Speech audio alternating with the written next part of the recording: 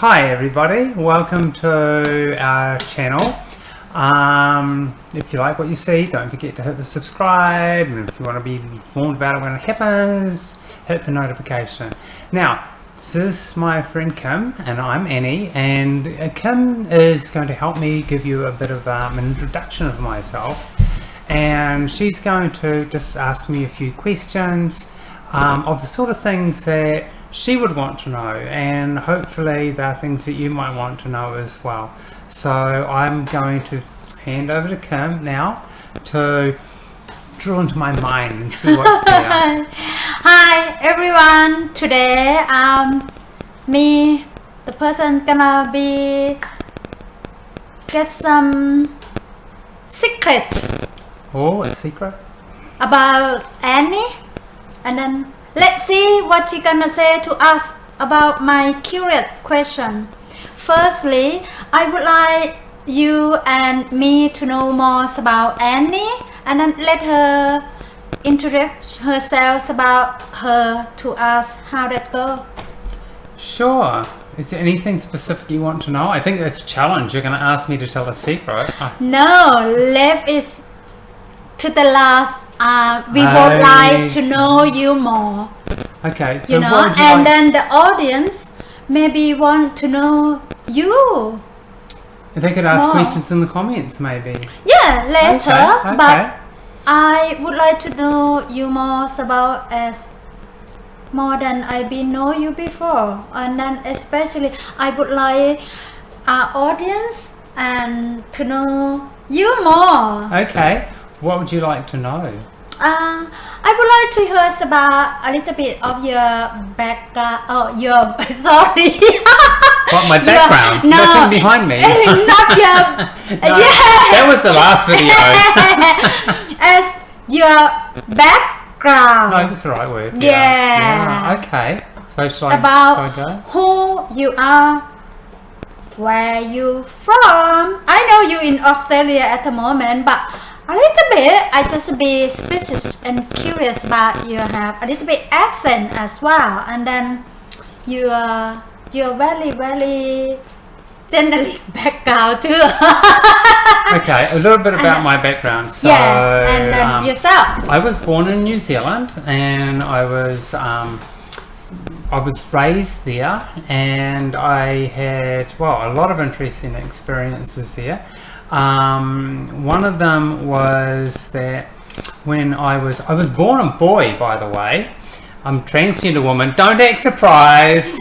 And when I was 9, there was a girl that lived across the road. She was 13, and we used to play these rather naughty little games. She would dress me up in little girl stuff, and sometimes she would like tie me up or put me in a cage, even if I was naked or dressed up.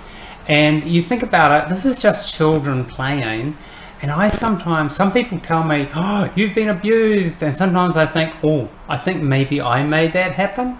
So anyway, I had an interesting childhood that involved like cross-dressing and involved BDSM and some other things I don't think I'm allowed to say here, otherwise YouTube will ban our channel. So we'll just leave that at that. But they were, to me, normal part of childhood. But I also discovered that I felt better being a girl than being a boy. It just felt better. And then since then, I had most of my best friends were women. So when I got to, and then I got into the whole rat race thing, where you try and get a promotion and you do better at your job and you get married and you have children, and that just wasn't me, except for the children. I've got these gorgeous children, and they both live in Australia. I'm very happy. I live very close to one of them, who's now given me, well, not given me, but she's had a son, and so I've got a grandchild there as well, and I see them quite regularly. But anyway, so I did all that, and it didn't feel right for me. And then I also studied psychology at university, and one of my interests was gender and sexuality. and one of the things I did for my first assignment on my first course is I went to interview, I'm just trying to remember her name, but I went to interview the basically the person who was leading the New Zealand Prostitutes Collective, and she was very inspiring, and she told me about how people feel empowered getting into sex work. And I also read some books when I was younger that my father had on the bookshelf, and one of them was called The Happy Hooker, and it's about a Dutch sex worker. So I had a very positive view. So I was a child who wanted to be a sex worker and wanted to be a woman, but I was a boy. Anyway, I did both in the end, and I did my psychology degree, and I became a sex worker, and it was very interesting because I got very close to people doing that work. People opened up and shared things with me they wouldn't share with anybody else, probably because I was having sex with them, and because they knew that it was a safe environment. So I was learning deep stuff about human nature at the same time as I was studying human nature, and it was absolutely perfect. Anyway, I always had this goal to come to Australia. My colleagues, when I used to work in telecommunications, and a lot of them, they travelled throughout the world. They went to England, they went to America, they went to France, they went to Spain, they went to Brisbane, and they all came back, except for the ones that went to Brisbane. They didn't come back. So I'm wondering, why didn't they come back? And I figured, well, maybe it was so good they didn't want to come back. So I wanted to go to Brisbane, and eventually I did. And I was with somebody who was also keen to go on a bit of an adventure. That ended bad with them, but it meant that in 2006, that's 15 years ago, we rocked up here. I'm going to edit this out. Oh, excuse me. Excuse me. We rocked up here in Australia, and I need to earn some money. And one of the things I like doing is cleaning. So I got a job cleaning, and I was working for an organisation that gets you out to the clients. So I just felt good. I was making people's messy homes clean, or that kind of thing. And after doing that for about a year, I got sick of it. So over it. But also, because I'd done sex work in New Zealand, I thought I might check it out here. But it was really difficult because I was in Queensland and the laws were stupid. But I thought I'd try and figure it out and give it a go. I tried to connect with the local sex worker organisation, but they were closed down. A new one did pop up eventually. It was, we won't mention the names of them, but it was quite funny because in New Zealand I was doing like $80 an hour because people were coming all the way out from the city to see me, and it was really easy for me working from home, and it was pretty good money. So I thought, oh, that's the same as like $80 an hour or something Australian. So I started advertising at that rate, and people would ring me up, and when they heard the price, they lost interest. And I'm going, what? Is that too much? And I started to meet other sex workers, and when I told them how much I was charging, they went, what? No, it's wrong. And so they said, you've got to put your price up. But I said, already people are turning me down. Anyway, when I put the price up, people started getting interested. So they didn't like me because my price was too low. How silly is that?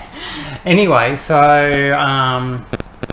I started doing sex work in Queensland as well, and that was really good. I loved it. I met so many wonderful people. I developed a group of regulars that I saw, and then I studied neuroscience as well at university, and I discovered more about myself, that I was like ethical non-monogamous. It means that I am very comfortable having multiple very close relationships, like with lots of different people. So that's something I'd love to talk about in future. And my particular one is relationship anarchy, which means that I don't follow the traditions, or I don't conform to the norms of relationships. So I don't, a lot of people, they value the intimate relationships or physically intimate relationships more than others. I don't even think that way. What else? I'm also bisexual, so I'm attracted to anybody that's attractive to me. And I'm attracted to what's in their mind and the way they think and their passions and stuff like that. I'm transgender, as I've already said. So I've experienced, that being raised as a male and then choosing to be female and being able to express myself as female, and that's been incredibly liberating. So I'd love to talk more about that as well. And I'm thinking that's probably about it to start off with, but if you'd like to ask me anything more specific, we'll probably run a few of these as part of my intro, or we might just get into the nitty-gritty on something. It all depends on what Kim wants. So, yes. Sorry. Alright, you guys, and then we're gonna finish our first topic by now, and then follow up us more for the next one to see what Annie gonna share, and then talking about her sexualities to us, and then sum up. And please don't forget to subscribe and follow us more. Bye. Bye.